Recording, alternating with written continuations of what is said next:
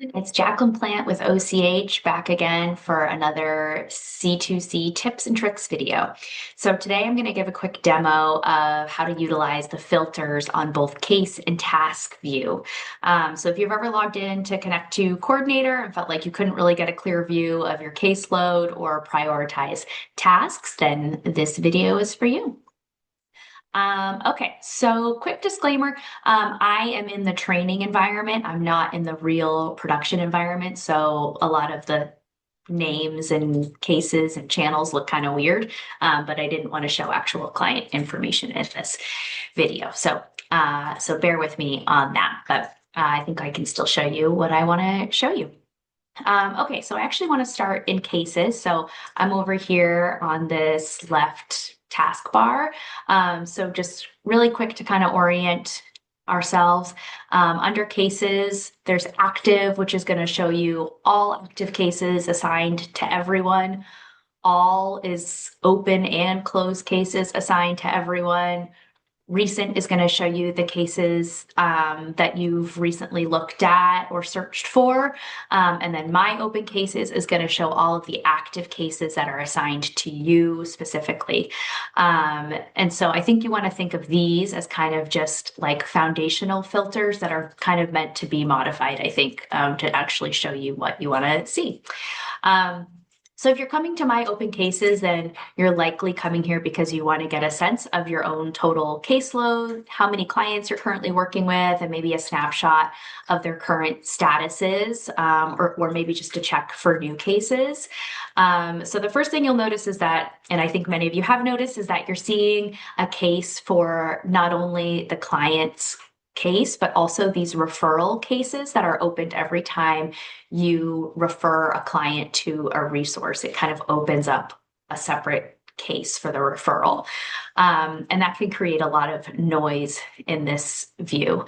So I'm going to show you how to get rid of those. But first, before I do that, I did want to show that you can sort from this view. So the first thing I'm going to do is just sort by date opened, and that's going to show me the most recent cases that are open. So that's a good way to just log in and see if there's any new cases. Last activity might also be a helpful way to sort, so you can see the cases that you haven't touched in a while and might need your follow-up or discharge. Okay, so what we're going to do is we're going to toggle this advanced filter to on, and this is going to show you how you can create these filters. So as I mentioned, you probably want to get rid of those referral cases if you're trying to get a view of your total caseload. So under here, channel, this is what I would recommend filtering out from. So you should be operating from a channel that is named after the organization that you're working for. So you can see there's Peninsula Community Health Services is under here. There's a bunch of training channels, again, because I'm in training, but you probably see YMCA, FOPN, whatever it is that you're working for. That's probably what you want to see. So you could type in like one word that's in your channel, like YMCA. I'm going to type in Clallam because that's the name of the training channel that I have most of my cases in. And that's going to show me just the open cases that I have. So I have 4 clients that I'm working with, 4 open cases. And then maybe you want to filter by, let's see, date opened. I'm going to see my most recent. So there we go. Okay, so now I'm looking at just my cases sorted by date opened. So what I'm going to do is I'm going to save this filter because this is a view that I plan to come back to. And I'm just going to say Jacqueline's cases. Save. And you can see it just appeared here on that left sidebar. So now when I log in, I can just go right here if I just want to get a quick view of my open cases. Okay, so another quick example. Let's try another filter. And the one thing I'll say is because I'm in this filter, anything I modify here and I try to save, it's going to save over that filter. So if you're trying to create another new one, then I would go back to My Open Cases and start there. So this time I want to see my case view sorted by cases that I haven't updated recently. Folks that might be due for a check-in or discharge. So again, I'm going to filter by just my my channel, I'm actually going to do it a little bit differently because I have a few channels, and I'm going to say referral, and then I'm going to click this little filter icon, and I'm going to say does not contain. So this is going to show me all the cases I have that don't contain referral cases. That shows me a little bit more because I have some different channels. Okay, and then I'm going to filter by last activity. Okay, so this one I haven't touched since August of 2025. And then I'm going to save this, say needs follow-up. Okay. Okay, and then alternatively, you actually might want a filter of just your referral cases.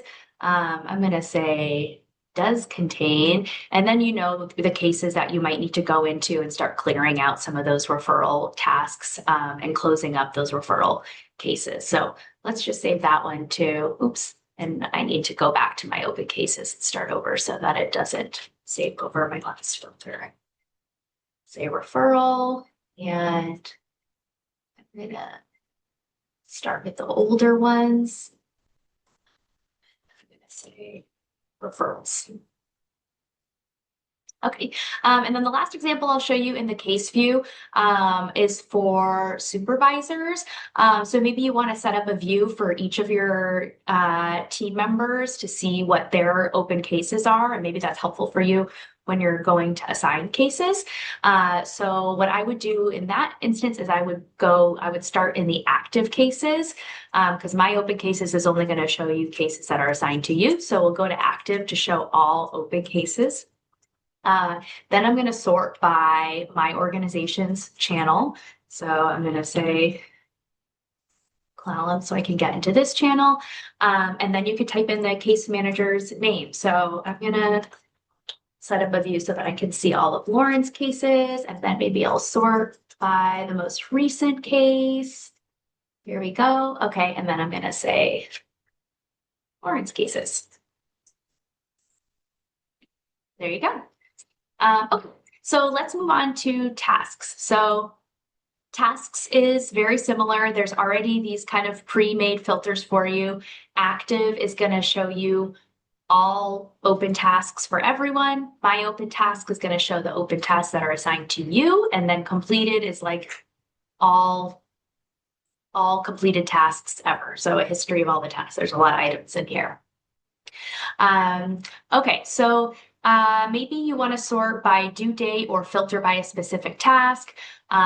Maybe you have an hour blocked, let's say, for outreach every Monday and Thursday, and you just want to see the new clients that you have to do outreach for that you haven't reached out to yet.